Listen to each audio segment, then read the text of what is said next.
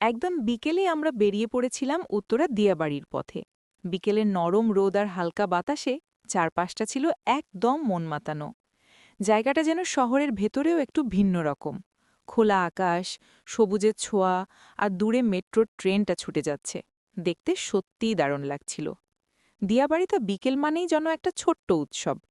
কেউ প্রিয়জনের হাত ধরে হাঁটছে, কেউ বন্ধু-বান্ধব মিলে গল্পে মেতে আছে, লেকের পাশে কায়াকিং চলছে, কেউ চরকিতে চড়ছে, সব মিলিয়ে প্রাণচঞ্চল এক পরিবেশ।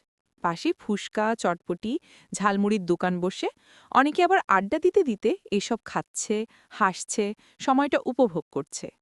আমি তখন ড্রোন উড়িয়ে সেই মুহূর্তগুলো ধরে রাখছিলাম।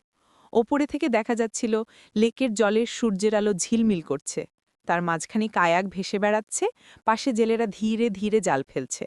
চারপাশে নতুন হাউজিংগুলোর সারি, আর তার মাঝে এমন এক প্রাণবন্ত বিকেল দিয়াবাড়িকে যেন আরও সুন্দর করে তুলেছে।